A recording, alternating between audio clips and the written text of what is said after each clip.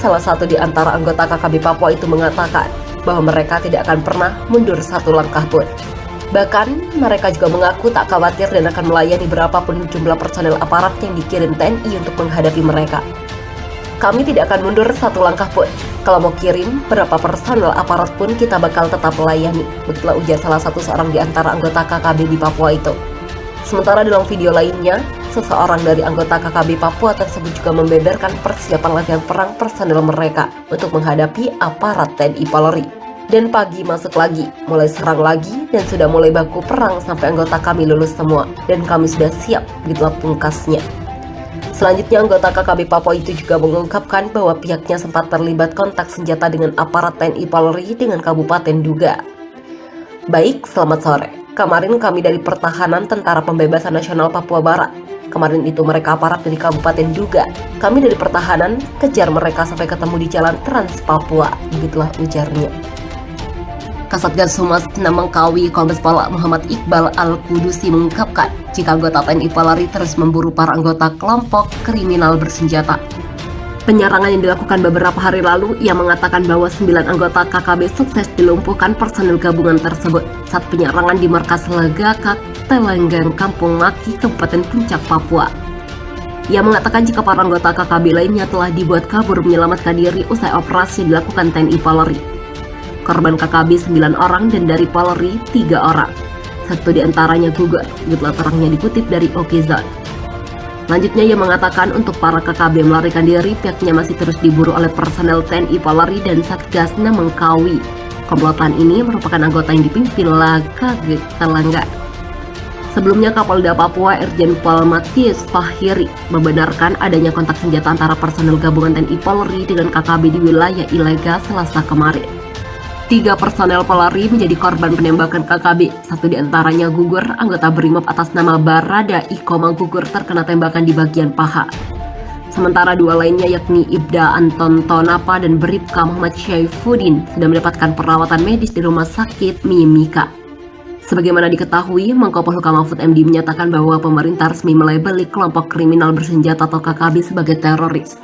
Hal tersebut dikarenakan aksi kebrutalan yang telah memenuhi unsur sebagai teror. Karena itu Mahfud pun langsung memerintahkan kepada aparat keamanan mulai TNI, Polri hingga Badan Intelijen Negara atau BIN untuk bertindak cepat, tegas, dan teratur. Pemerintah sudah meminta kepada Polri, TNI, BIN, dan aparat-aparat terkait segera melakukan tindakan secara cepat, tegas, dan teratur. Begitulah tegasnya. Terukur menurut hukum dalam arti jangan sampai menyasar ke masyarakat sipil, begitulah sambungnya dilansir dari Antara. Presiden Joko Widodo memberikan pernyataan keras kepada pasukan TNI dan Polri untuk menggempur wilayah pertahanan teroris yang menamakan diri Organisasi Papua Merdeka atau OPM, Tentara Pembebasan Nasional Papua Barat (TPNPB), Papua di Kabupaten Puncak. Diketahui dalam serangan yang dilancarkan pada Selasa 27 April, sebanyak 5 teroris Papua dikabarkan tewas tertembak. Karena itu, penanggung jawab politik OPM TPNPB, Romana Jeffrey, meminta pemerintah Indonesia mengurungkan niatnya untuk mengerahkan pasukan besar-besaran ke Papua. Pernyataan keras Presiden Jokowi dan Ketua MPR Bambang Susatyo mendapat respon dari teroris Papua yang menamakan diri Organisasi Papua Merdeka OPM, Tentara Pembebasan Nasional Papua Barat (TPNPB). Ia menjelaskan bahwa OPM sebagai organisasi induk perjuangan bangsa Papua untuk kemerdekaan dan kedaulatan bangsa Papua secara terbuka bertanggung jawab terhadap perang TPNPB di seluruh teritorial West Papua. Ia juga mengajak pemerintah Indonesia melakukan perundingan damai untuk mengakhiri konflik bersenjata di Papua. Konflik bersenjata antara TPNPB OPM melawan TNI Polri hanya dapat diselesaikan melalui perundingan yang bermartabat dan demokratik berdasarkan ketentuan dan aturan internasional oleh kedua aktor utama yaitu OPM dan NKRI, katanya dalam keterangan tertulisnya Selasa 27 April. Lebih lanjut, ia meminta pemerintah untuk mengurungkan niatnya mengerahkan pasukan besar-besaran ke Papua. Menurut dia, hal tersebut berpotensi melanggar konstitusi dan hak asasi manusia. Presiden Republik Indonesia dan Ketua DPR RI tidak boleh instruksikan TNI Polri melakukan operasi militer di West Papua. Hal tersebut merupakan pelanggaran konstitusi dan pelanggaran HAM berat oleh NKRI bagi bangsa Papua, sambungnya. Selain itu, ia juga meminta dukungan dari Gubernur Papua dan Papua Barat DPRP, MRP, seluruh bupati se-Papua dan Papua Barat, organisasi sipil perjuangan bangsa Papua, Dewan Gereja Papua, organisasi mahasiswa, organisasi masyarakat dan adat Papua, organisasi perempuan Papua, seluruh lembaga kemanusiaan di Papua. Ia berharap pemerintah daerah Papua dan Papua Barat bersama lembaga masyarakat sipil secara bersama-sama mengeluarkan statement politik untuk menolak operasi militer di Papua. Dan selanjutnya semua pihak untuk menekan pemerintah Republik Indonesia secara demokratik dapat berunding bersama OPM sebagai penanggung jawab politik dan aktor utama konflik di tanah Papua, katanya seperti dilansir Pojok 1. Menurutnya, konflik bersenjata di tanah Papua hanya dapat diselesaikan melalui perundingan internasional yang demokratik dan bermartabat antara OPM dan NKRI. Sebelumnya, Ketua MPR Bambang Susatyo meminta aparat keamanan menurunkan kekuatan penuh dan menumpas habis teroris Papua. Menurutnya, aparat keamanan tidak perlu ragu untuk menurunkan kekuatan penuh dan urusan hak asasi manusia bisa dibicarakan belakangan. Pernyataan ini disampaikan Bamsud itu merespon insiden penembakan Kepala Badan Intelijen Nasional Daerah Papua Brigjen TNI I Gusti Putudani Karyanugraha oleh KKB kelompok Lekagak Telengen di Boga, Kabupaten Puncak, Papua hingga meninggal dunia. Saya meminta pemerintah dan aparat keamanan tidak ragu dan segera turunkan kekuatan penuh menumpas KKB di Papua yang kembali merenggut nyawa. Tumpas habis dulu, urusan HAM kita bicarakan kemudian, kata Bamsud dalam keterangannya Senin 26 April. Aparat TNI, Polri, serta intelijen harus terus melakukan pengejaran dan menindak tegas terhadap KKB tersebut tanpa ragu dengan kekuatan penuh yang kita miliki. Kita tidak boleh membiarkan kelompok separatis terus melakukan tindakan yang mengakibatkan korban jiwa, tegasnya.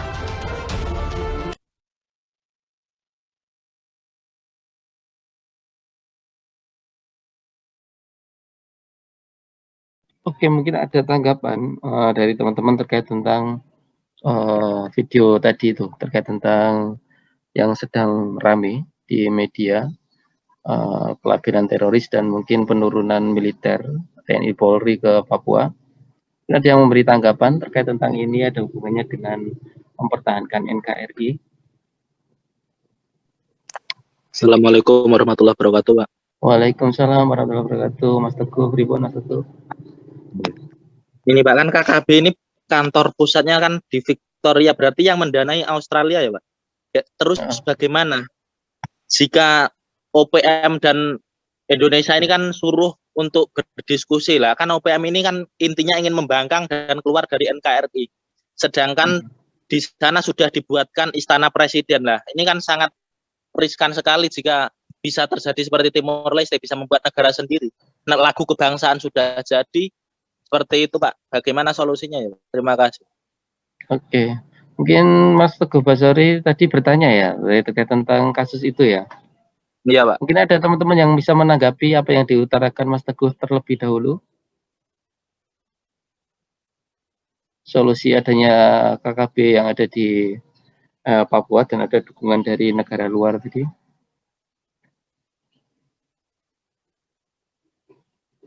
Halo, monggo. Mungkin ada yang bisa menanggapi tidak apa yang diutarakan Mas Teguh sebelum saya menanggapi.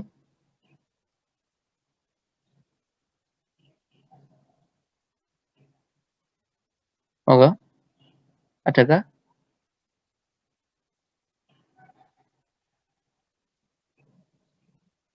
Dalam sejarah yang paling dekat ke kita itu kan gerakan separatis yang besar itu selain Papua itu mana? RMS. Sama mana? Rakyat Maluku GAM. Ya itu. GAM dan sebagainya. Tapi kalau yang besar mungkin GAM sama Papua ya atau OPM ya itu ya. Karena di dua wilayah itu adalah dua wilayah kaya di Indonesia itu, sehingga gerakan yang berkembang separatisnya juga lumayan besar, berbeda dengan negara-negara yang tidak begitu kaya seperti Maluku. Itu kan gampang untuk diberantas ibaratnya seperti itu, dan isunya tidak terlalu besar seperti Papua sama GAM yang dulu di waktu SBY itu bisa diselesaikan GAM, walaupun mungkin sekarang masih ada tapi tidak sebesar dulu GAM di Aceh itu ya. Mungkin yang membedakan dari GAM sama yang OPM ini yaitu tadi salah satunya adalah negara-negara yang membackingi mereka gitu ya. Kalau GAM kok saya tidak melihat GAM itu di-backingi dari negara luar yang sangat kuat dan itu nyata ada gitu ya. Kalau teman-teman menemukan nggak pada kasus GAM itu seperti pada kasus Papua ini? Negara luar itu ikut campur seperti itu.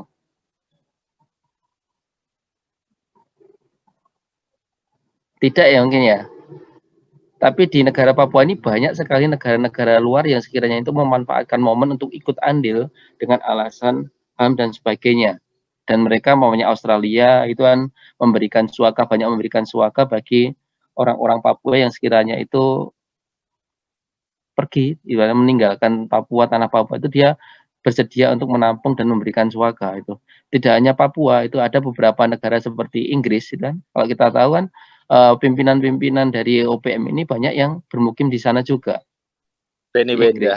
Nah, itu kan di Inggris. Kemudian dia melepaskan warganegaraan Indonesia dan dia berpindah sehingga kita juga susah juga dia sudah tidak lagi menjadi warga negara kita tapi masih ikut andil mensupport OPM itu gitu kan.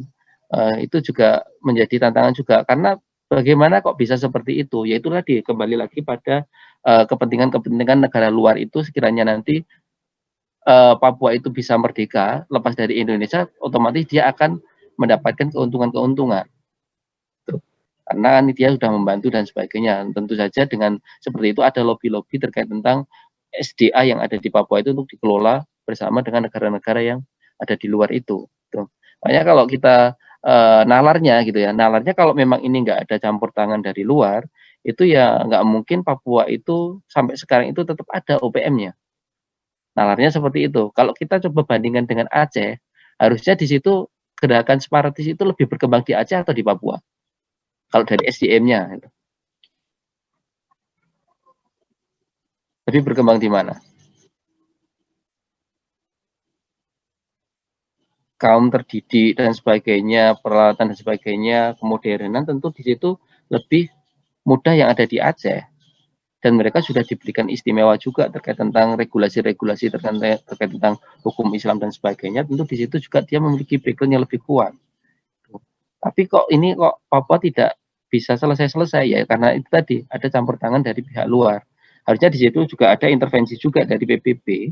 Harusnya ada intervensi dari PBB sekiranya dari suatu negara itu memang sebenarnya nggak boleh untuk mencampuri urusan negara lainnya.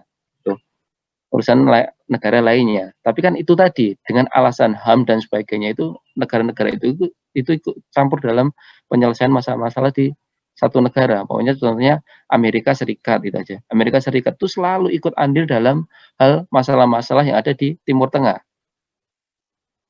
Irak dan sebagainya itu. Mereka seperti itu karena apa? SDA di sana itu memang sangat luar biasa. Tentu saja dengan isu-isu yang mereka kembangkan itu dia ingin mendapatkan keuntungan secara sumber daya alam tadi itu untuk bisa diambil, gitu ya.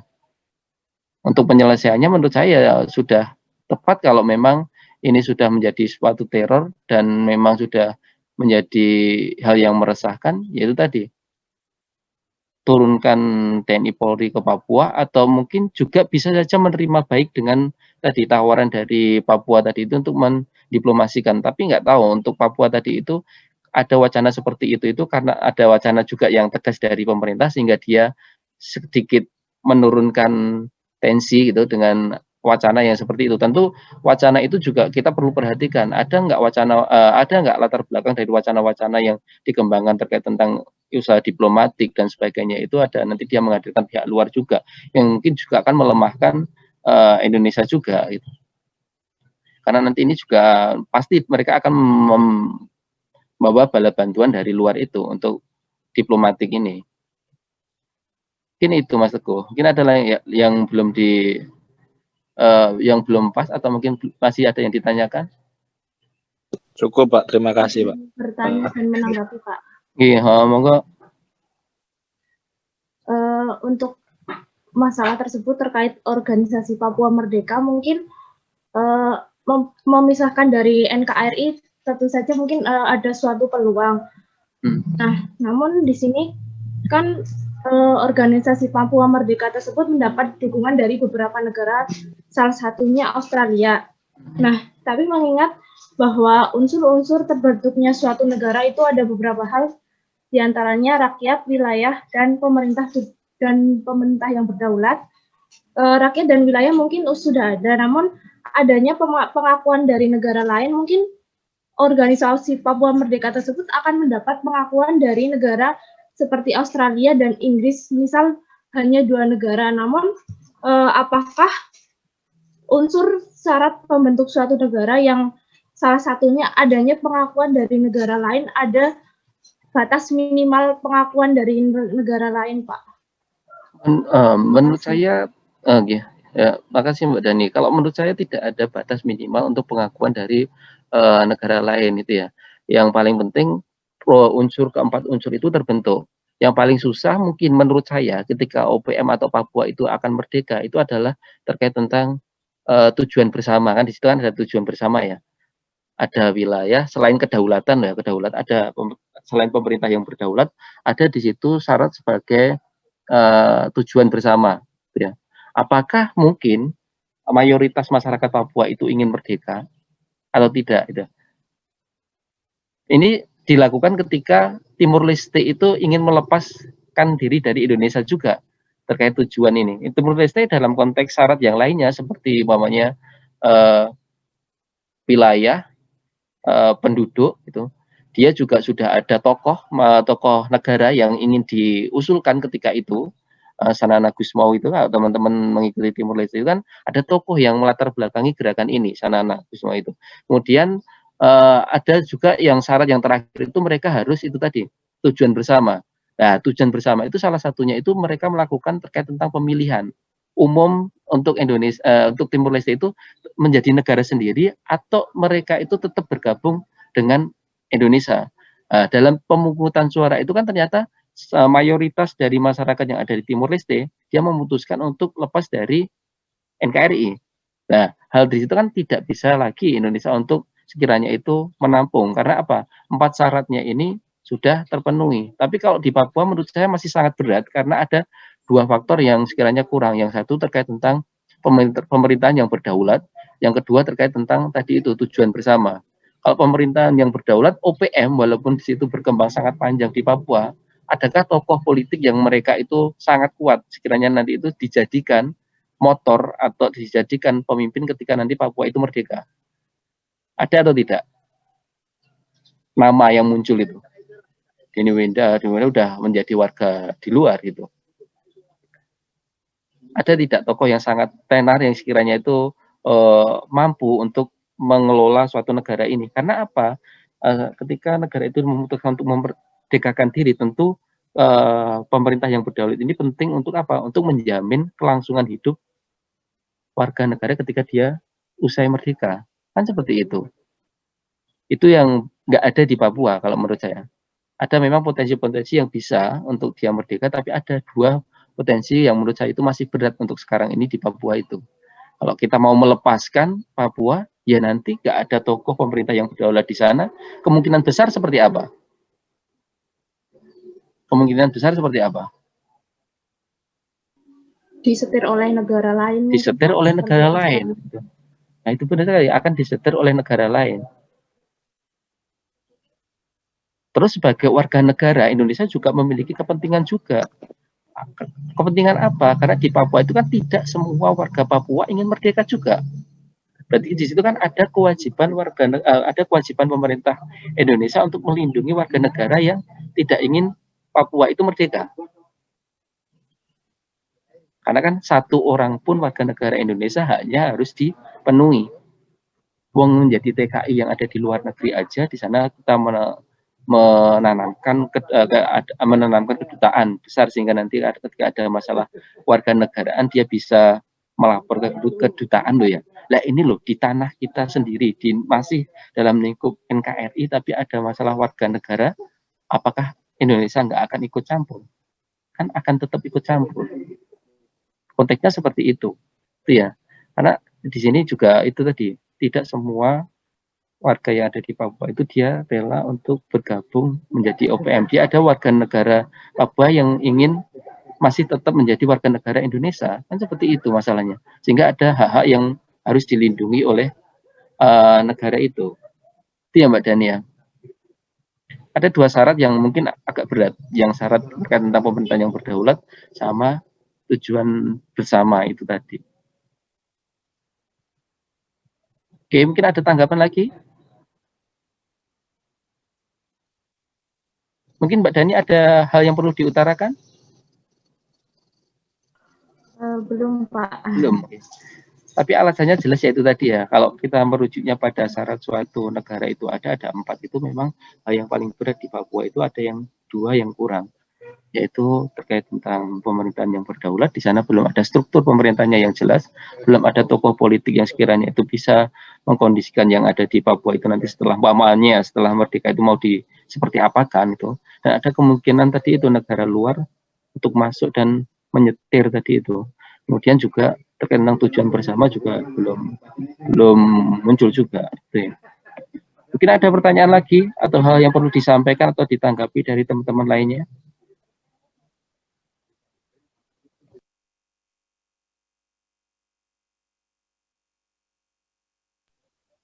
Ada lagi yang perlu ditanyakan? Assalamualaikum, Pak. Waalaikumsalam, Mas Maulana Jody. Yang pertama, saya kemarin akan melihat video mantan purnawirawan Jenderal Gatot Nurmantio itu dengan yang mengomentari operasi militer. Menurut Pak Gatot itu kan yang pertama kan itu OPM itu kan menuntut keadilan. Nah, menurutnya secara mendasar dia berpendapat bahwa apa yang dilakukan pemerintah dengan operasi militer besar-besaran saat ini itu sangat riskan dan tidak efektif gitulah, karena menurut Pak Gatot itu dapat menyasar penduduk sipil, karena menurutnya susah Pak untuk membedakan mana yang OPM, mana yang Papua biasa, atau yang OPM kalau sudah berbaur dengan masyarakat biasa kan jadi operasi militernya kan susah. Nah, menurutnya yang dilakukan pertama adalah operasi teritorial dulu ya, di mana memisahkan antara penduduk yang benar-benar mendukung separatis dan mana penduduk yang ingin masih di tempat NKRI. Dan saya ingin bertanya apakah pendapat Pak Gatot ini ya terkesan apa ya? Kan selama ini kan Pak Gatot kan ya setelah jadi mantan purnawirawan kan agak menjadi oposisi dari pemerintah begitu. Dia dekat dengan istilahnya 212 dengan tokoh-tokoh yang berseberangan dengan pemerintah. Apakah Bapak melihat hal ini sebagai suatu yang memang bertentangan dengan pemerintah, atau memang seharusnya memang tidak melakukan operasi militer itu, Pak? Oke, terkait tentang opini Pak Gatot ya, terkait tentang ini itu riskan dan sebagainya seperti itu. Tentu di sini Pak Gatot juga menawarkan juga hal yang bagus terkait tentang sebelum ada operasi militer langsung diturunkan dengan bersenjata lengkap seperti itu, ada sekiranya itu pemisah wilayah, semuanya ada warga negara yang ada di Papua itu yang pengen berpisah ke satu wilayah tertentu untuk menjadi satu bagian, nanti itu menjadi bagian yang pro dengan Indonesia, ada satu wilayah yang, tapi apakah mungkin opsi itu bisa dilakukan ketika itu di Papua? Kalau opsi yang seperti itu bisa dilakukan, ya mungkin kalau memang bisa dipisahkan, OPM tidak sebodoh itu juga gitu, untuk dia mau memisahkan diri juga. Dia ada kemungkinan yang bercampur dengan warga negara yang di situ bercampur baru jadi satu dengan masyarakat pada umumnya. Tapi yang perlu diketahui, sekarang kan OPM itu tidak menjadi gerakan yang sembunyi-sembunyi. Kalau teman ikuti itu kan mereka punya media-media penebar terorisme. Muka-mukanya jelas gitu. Di video-video itu muka-mukanya jelas. Sehingga saya yakin ketika badan intelijen, yang namanya intelijen itu ya, mencari orang dengan sudah ada bukti di video-video, di gambar-gambar itu, mereka juga akan dimudahkan dengan itu juga. Gitu. Dan tidak mungkin juga pemerintah akan langsung turun, kemudian dia mengangkat senjata, kemudian dia akan bertindak tidak sesuai dengan SOP gitu. Karena tadi TNI dan sebagainya itu sudah dibekali SOP bagaimana dia harus menembak dengan ke orang dan sebagainya, itu harus memastikan sasaran-sasarannya itu apakah memang sesuai dengan prosedur dengan SOP yang mereka jalankan atau tidak gitu. Kalau menurut saya tawaran dari Pak Gatot ini sebenarnya cukup bagus juga, itu cukup bagus untuk memang di sini rawan nanti ketika bergabung dengan masyarakat dan sebagainya, kemudian memisahkan diri dulu gitu. Tapi mungkin ada strategi. Saya nggak tahu kalau di kita gitu kan nggak mungkin lah nanti akan berpisah antara dua kubu lah, yang pro Indonesia dengan pro Papua Merdeka itu akan berpisah dengan cara yang seperti kita bayangkan gitu, normal gitu. Tapi mungkin aja di situ ada strategi di militer, di TNI Polri itu secara tidak langsung cara untuk memisahkan mereka itu dengan cara-cara seperti apa, itu mungkin ada cara khusus itu yang mungkin kita tidak tahu juga strategi militer di kita untuk memisahkan itu seperti apa. Mungkin Pak Gatot berbicara terkait tentang strategi memisahkan itu di luar dari normalnya kita gitu, karena dan strategi TNI itu kan kita juga nggak tahu juga, dia punya strategi banyak yang bagaimana mungkin bisa memisahkan tadi itu tidak sesuai dengan pikiran umum kita, yang kemudian ada pengumuman yang pro pemerintah berpindah ke wilayah ini semua, yang tidak pro pemerintah dia keluar dari wilayah ini semua. Mungkin tidak seperti itu tekniknya, mungkin itu Mas Maulana Jody. Tapi ini tawaran yang bagus juga dari Pak Gatot menurut saya, walaupun memang di akhir-akhir sebelum pensiun Pak Gatot ini kan ada kedekatan dengan Prabowo, ada 212 dan sebagainya, dan ada wacana juga Pak Gatot ini terjun ke dalam politik, yang tentu di situ tidak diperbolehkan ketika beliau dulu ketika masih menjadi anggota TNI, kan seperti itu. Tapi ini menjadi tawaran yang menarik, dan saya yakin yang dimaksud Pak Gatot tadi itu ketika memisahkan warga negara yang pro dan tidak pro tadi itu, mungkin dia punya cara lainnya selain cara normal yang kita pahami itu loh. Ya, kan nggak mungkin juga orang terorisme ngaku terorisme kemudian dia memilih tempat sendiri. Justru mungkin kalau dia itu memisahkan tempat seperti itu, justru dia akan masuk ke yang pro tadi itu untuk menyembunyikan diri dia, untuk strategi perlindungan diri, justru bisa seperti itu. Tapi nggak tahu juga, mungkin itu tadi TNI Polri punya strategi sendiri yang sekiranya bisa menjebatani atau mungkin bisa melindungi diri dari tadi itu masyarakat lokal yang ada di sana, biar tidak kena atau biar tidak terdampak dari operasi militer ini seperti apa, mungkin itu tadi. Kayak pamannya di rumah-rumah tadi itu di Papua tadi itu, ketika dilakukan operasi di depan rumah ada bendera-bendera Indonesia. Kemungkinan juga di situ adalah strategi untuk membedakan masyarakat yang pro dengan Indonesia dan tidak pro dengan Indonesia. Tapi perlu diyakinkan juga di dalamnya itu adakah orang-orang yang menyusup ke dalam rumah-rumah itu, kan seperti itu. Itu ya. Mungkin Mas Maulana, jadi ada hal yang perlu ditanyakan kembali? Cukup. Gitu. Tapi kalau itu tadi, menurut saya itu tawaran yang cukup menarik, dan mungkin saja itu tadi memisahkan warga negara yang pro dan tidak pro tadi itu, TNI Polri punya caranya sendiri yang mungkin kita tidak pahami.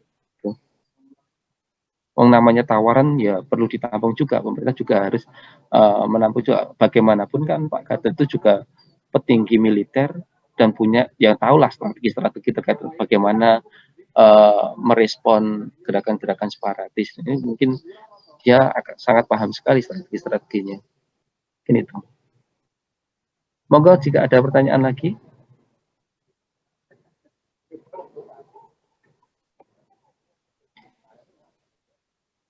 Oke, kalau tidak ada, saya pengen ngecek sepintas aja, mengevaluasi terkait tentang material saya berikan kemarin. Oke. Di dalam slide saya ada dua bentuk negara sama bentuk pemerintah itu sama atau beda?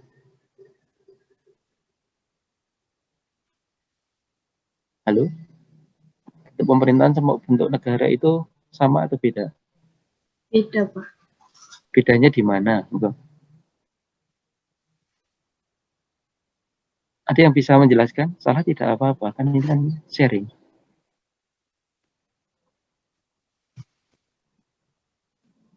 Halo? Bedanya di mana? Kalau bentuk negara itu lebih cenderung ke apanya, kalau bentuk pemerintahan itu lebih cenderung ke apanya. Jika kedua itu beda. Menurut saya pemerintahan itu adalah penyelenggara dari negara itu sendiri. Tapi bentuk negara ini berkaitan dengan misal dasar negara, susunan atau tata tertib suatu negara di dalam negara tersebut. Mungkin seperti itu, Pak. Tadi bentuk pemerintahan atau bentuk negara? Ada ini. Bentuk pemerintahan. Kalau pemerintahan itu sendiri ialah penyelenggara negara.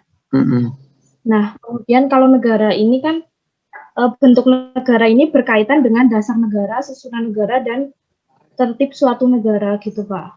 Oke. Mungkin ada pendapat lain? Tadi Mbak Dani sudah mengutarakan bedanya dengan bentuk pemerintahan dengan bentuk negara itu seperti ini loh. Kalau mungkin teman-teman ada pendapat lainnya?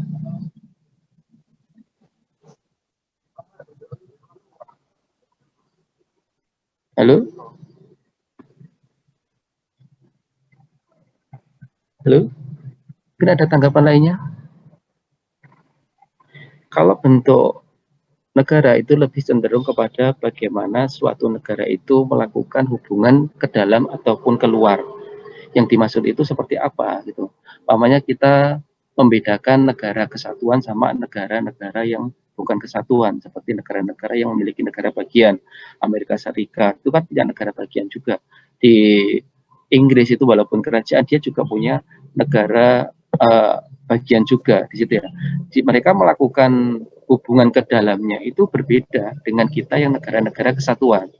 Kalau di negara-negara bagian itu, negara bagian akan memiliki tanggung jawab untuk melaporkan terkait tentang apa yang sudah dia lakukan ke pusat atau inti dari pemerintahan di negara itu. Kalau di Inggris ya berarti kerajaan Inggris seperti itu. Wales dan sebagainya itu juga ikut satu bagian dari Inggris itu. Kemudian dia harus punya kewajiban juga untuk melapor ke kerajaan. Tapi di Indonesia itu tidak seperti itu. Bukan negara-negara yang sifatnya itu ada negara di dalam negara itu tidak seperti itu. Tapi kalau negara bagian itu ada yang seperti itu. Ada negara di dalam negara yang dinamakan negara bagian. Kalau di Amerika ya sejumlah bintang yang ada di bendera Amerika itu adalah jumlah dari negara bagian yang ada di Amerika. Tapi di Indonesia nggak ada namanya negara di dalam negara Indonesia itu sendiri. Negara bagian dalam arti ini adanya ya provinsi atau kabupaten atau itu yang mungkin di sana secara kebijakan mengikuti pusat gitu, Dia nggak memiliki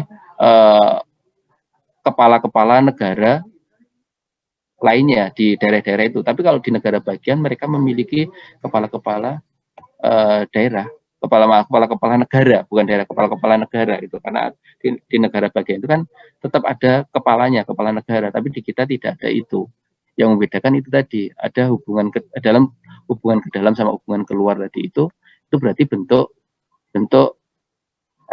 negara, yaitu hanya ada dua, yaitu adalah kesatuan sama negara bagian. Sedangkan bentuk pemerintahan itu mengacu kepada siapa yang memerintah. Gitu. Siapa yang memerintah? Kalau di kita itu presiden ya presidensil gitu. Kalau mungkin di negara di situ adalah raja ya berarti kan monarki. Kalau di situ adalah sekelompok orang kecil aja yang menjalankan pemerintahan, sedangkan kelompok besarnya itu mengikuti berarti kan oligarki. Modelnya seperti itu. Kalau bentuk negara itu lebih kepada itu tadi, bagaimana hubungan negara itu ke dalam atau keluar. Kalau ke dalam, kalau selama itu di dalam negara itu ada negara lainnya yang kecil-kecil itu tadi, berarti ada negara bagian. Di situ berarti bukan kesatuan, tapi ya itu tadi bentuknya adalah negara-negara bagian. Kalau dalam PPT saya itu disebutkan negara serikat seperti itu. Itu pernah kita dulu ada wacana setelah Indonesia merdeka, ada teman-teman mendengar RIS itu kan, Republik Indonesia Serikat, itu kan membagi Indonesia menjadi beberapa bagian. Dalam arti seperti itu, kalau itu memang berlaku sampai sekarang, kita bukan NKRI. bukan negara kesatuan, tapi yaitu tadi negara serikat tadi itu. Yang kita memiliki kewajiban kalau teman-teman ikuti sejarah RIS itu, kita masih negara RIS itu kita itu menjadi negara bagian yang nanti akan melaporkan juga ke Belanda, Raja Belanda kalau teman-teman ikuti itu. Karena pusat pemerintahnya ada di sana dan kita menjadi bagian negara Indonesia menjadi bagian di dalam itu ada 3 bagian itu. Tuh. Yang kita harus melaporkan kita ke ratu yang ada di Belanda itu. Tuh. Itu ya. Kalau pemerintah, bentuk pemerintahan lebih cenderung pada siapa yang memerintah. Dan proses dari itu tadi, si yang memerintah itu dipilih dengan cara seperti apa. Sama-sama satu orang kita dengan kita dengan negara-negara kerajaan itu sama-sama yang memimpin itu satu orang, paling tinggi itu satu orang gitu. Kita presiden, mungkin di sana raja, tapi kan cara pemilihannya berbeda. Di sana dengan cara keturunan, tapi di kita cara pemilihan demokratis, sehingga bentuk pemerintahnya beda. Itu ya. Selanjutnya mungkin yang perlu saya konfirmasi juga terkait tentang di poin terakhir itu ya. Di poin terakhir disebutkan ada banyak faktor yang mengancam keutuhan NKRI. Mungkin teman-teman bisa menjelaskan faktor yang dimaksud faktor geografis bisa mengancam itu seperti apa tuh? Mungkin ada yang belum jelas, nanti kita sharing gitu kalau ada yang jelas. Faktor geografis bisa mengancam NKRI itu seperti apa? Faktor geografis yang seperti apa maksudnya?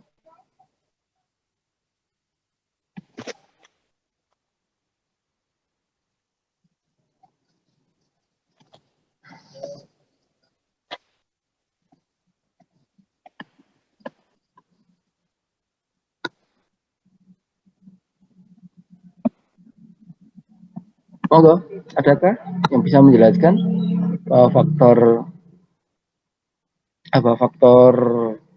geografis itu juga bisa mempengaruhi NKRI, kedaulatan satu negara?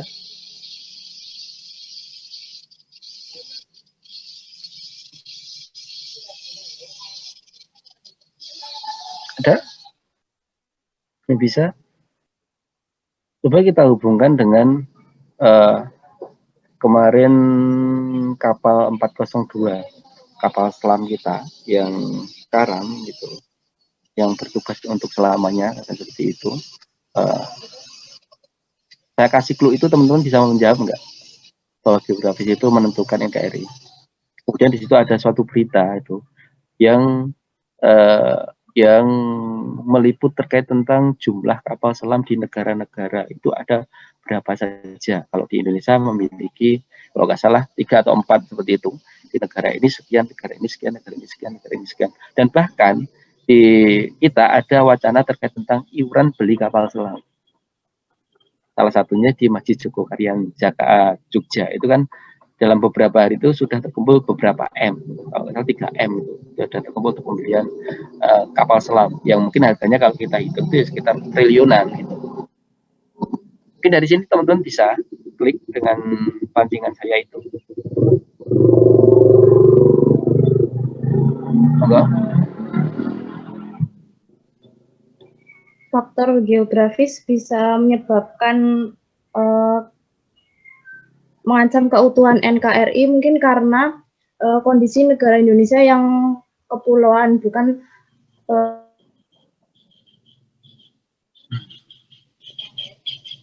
terdiri atas beberapa pulau-pulau, bukan suatu kepulauan tersebut kan berarti masyarakatnya tinggalnya mencar-mencar. Nah, dari satu pulau dan pulau yang lain terutama pasti mereka mempunyai adat istiadat berbeda, mungkin bahkan agama yang berbeda. Nah, keragaman tersebut dapat mengancam keutuhan antar golongan pulau lain juga berbeda. Mungkin ada yang menguasai pulau lain karena kekayaan alamnya mungkin atau bagaimana, mungkin hal itu. Oke. Oke Mbak Dani tadi sudah menggabungkan beberapa faktor, berarti sudah di sini ada banyak faktor dan Mbak Dani sudah menghubungkan beberapa faktor, diantaranya di negara kita, negara-negara kepulauan itu juga menjadi rawan juga untuk mengancam NKRI, karena juga di negara-negara kepulauan itu kan berbeda dengan negara-negara yang sekiranya itu dalam daratan utuh.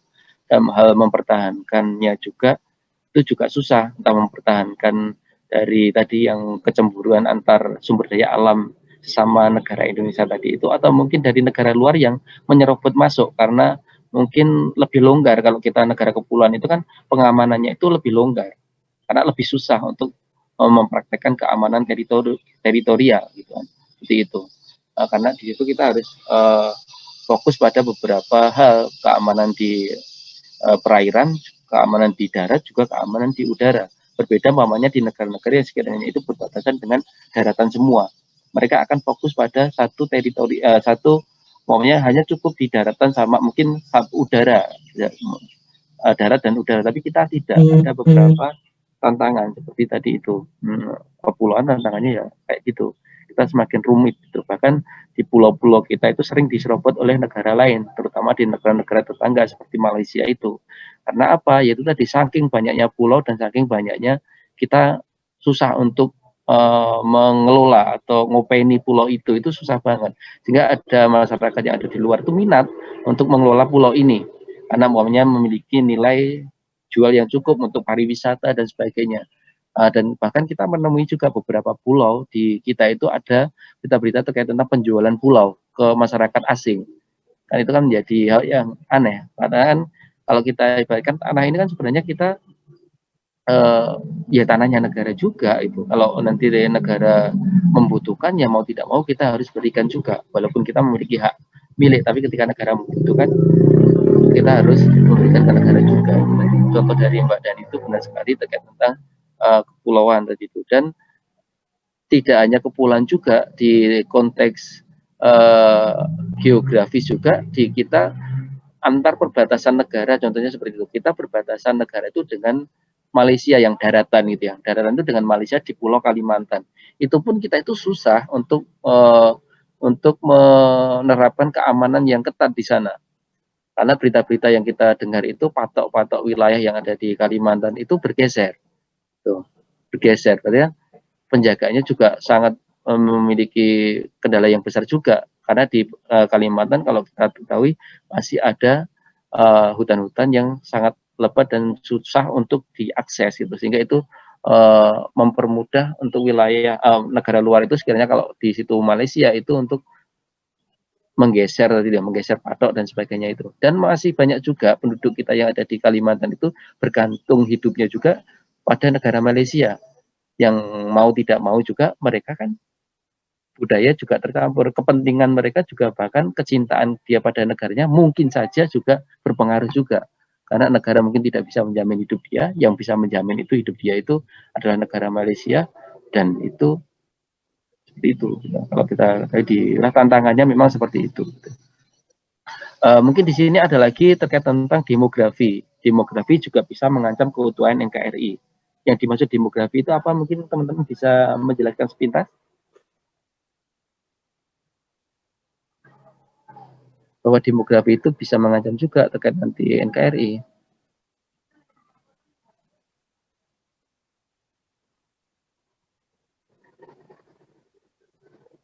Halo?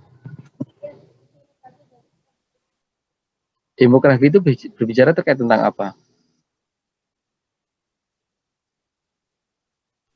Kependudukan, Pak. Oke, Mbak Komi Lahirato yang baru bergabung sudah langsung on. Oke. Oke, kependudukan. Bagaimana kependudukan ini bisa mempengaruhi NKRI? Mungkin teman-teman bisa menjelaskan, mungkin Mbak Umi atau teman-teman yang lainnya. Bagaimana kependudukan yang ada di Indonesia itu bisa mempengaruhi keutuhan NKRI?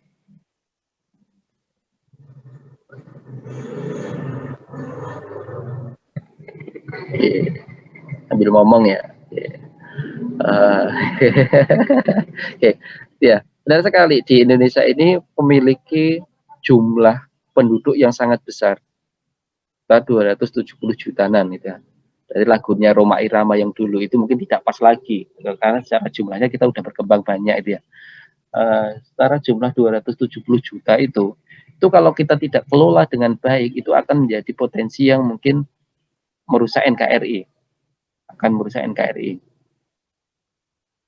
Tapi kalau kita bisa mengelola dengan baik, mungkin akan menjadi sumber daya manusia yang bisa memajukan NKRI juga. Contohnya seperti apa? Netizen kita, Indonesia itu memiliki jumlah pengguna internet media sosial itu yang cukup tinggi di kawasan Asia maupun dunia. Netizen kita itu terkenal sebagai netizen yang seperti apa di dunia? Ya seperti apa? Paling kejam, paling nyinyir, paling nggak punya adab, etika itu kita di urutan keberapa itu netizen kita itu. Nah itu sebagai bentuk juga nanti ketika kita berrelasi dengan pihak lain atau negara luar, kita bekerja sama dengan pihak luar, itu akan membawa citra juga, membawa citra negara ini itu penduduknya seperti ini karena dicapnya itu seperti ini. Dalam hal kerjasama mungkin juga akan. Tapi kalau ini bisa dimanfaatkan, ini menjadi sumber daya yang luar biasa untuk mendongkrak, ibaratnya bahwa di kita itu semua trend, hampir trending loh, hampir sering di isu-isu dunia itu ditrendingkan oleh netizen yang ada di Indonesia. Kayak apa itu? Oke, nah kita serbu akun. Ketika Indonesia badmintonnya didiskualifikasi di BWF, kita serbu akunnya BWF sampai di blok, sampai dikunci itu. Akunnya sampai dikunci. Kita menyerbu, ya.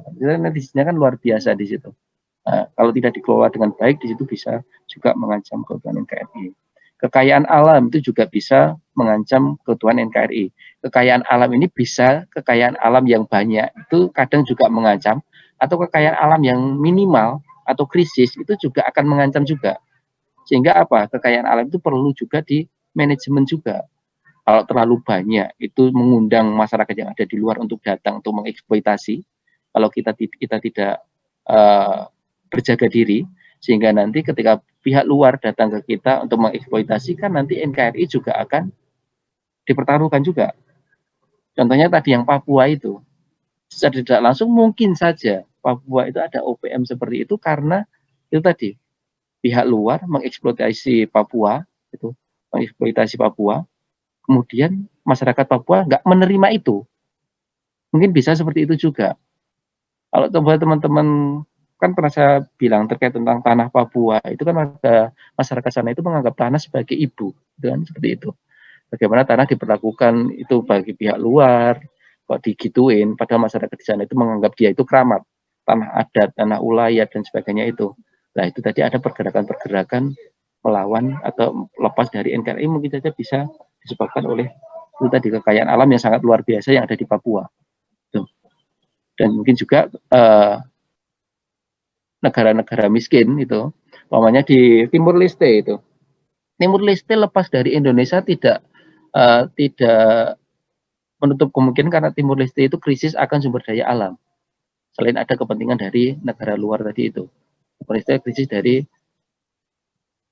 sumber daya alam. Timur Leste itu bisa berkembang bagus itu karena dulu dibangun oleh Indonesia gitu.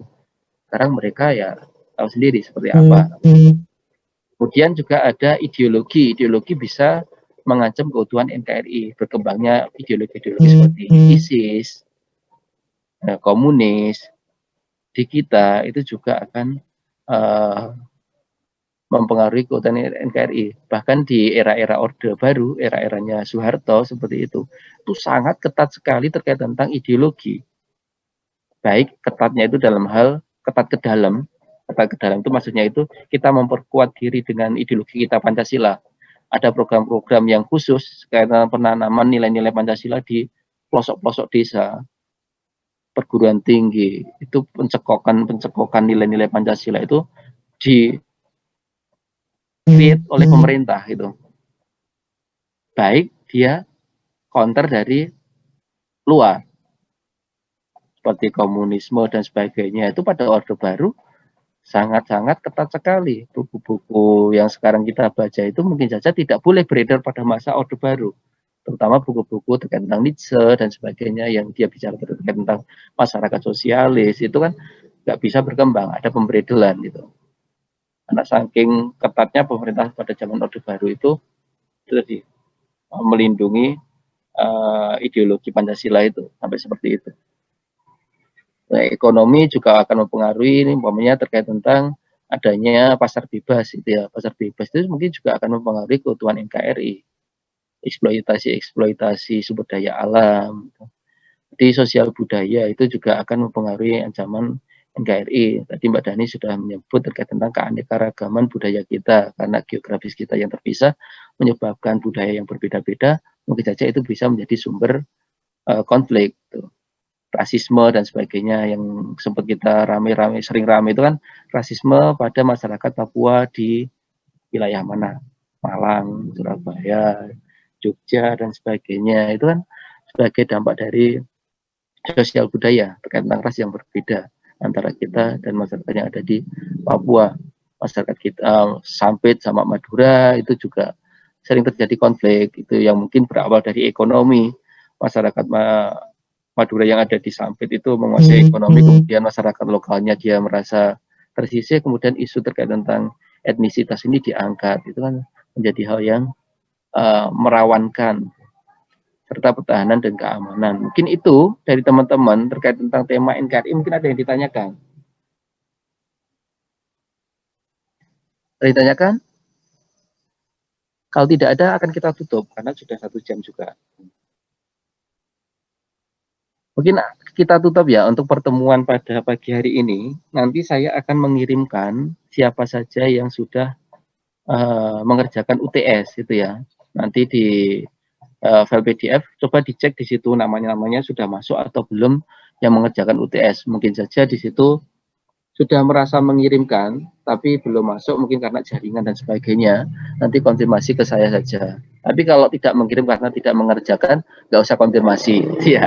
Karena memang ya tidak mengerjakan. Tapi kalau memang mengirim nggak ada di daftar di situ, berarti kan mungkin saja koneksi. Positif thinkingnya seperti itu, karena kita puasa, walaupun mungkin positif thinking itu nggak selamanya hanya di puasa saja, tapi di selamanya kita hidup kan diusahakan untuk positif thinking itu kan.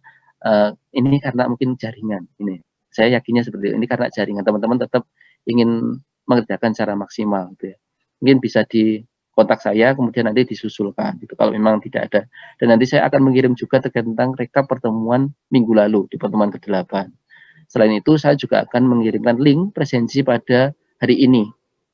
Ini pertemuan ke-9 ya, maaf di PPT yang saya kirimkan itu masih 7 gitu. Saya kemarin lupa kalau ada diskusi 2 kali, kemudian di UTS itu diisi juga materi diskusi, kemudian UTS-nya take home atau mungkin dikerjakan beberapa waktu, 2 hari kalau nggak salah 2 hari itu baru teman-teman ini mengirimkan ke saya itu. Mungkin itu ya. Jadi di grup WA saya akan kirimkan 3 hal terkait tentang yang pertama UTS yang sudah dikerjakan oleh teman-teman. Tuh, coba dicek namanya ada atau tidak. Kemudian presensi pertemuan ke-8 sama link presensi pertemuan ke-9. Jadi kita masih ada 5 kali sesi pertemuannya. Ada 5 kali sesi pertemuan sebelum UTS. Nanti berarti minggu depan Senin itu kita masih ya Senin ya. Karena ternyata di kalender akademik itu cutinya itu hanya di tanggal 12 itu. Nggak ada cuti hari raya ternyata. Cuma ada di tanggal 2 biasa kan 1 minggu itu, 1 minggu di awal sampai itu 7 harian. Ternyata ini nggak ada. Mungkin antisipasi mudik ya, biar nggak mudik. Nanti ya kita nggak mudik tapi alasannya wisata gitu aja. Kalau pulang alasannya wisata gitu. Kalau wisata kan boleh. Gitu. Ini itu pertemuan pagi hari ini kita cukupkan. Sekian dari saya. Jika ada salah kata saya minta maaf. Wassalamualaikum warahmatullahi wabarakatuh. Waalaikumsalam warahmatullahi wabarakatuh. Terima kasih, Pak. Ya, saya N kan ya.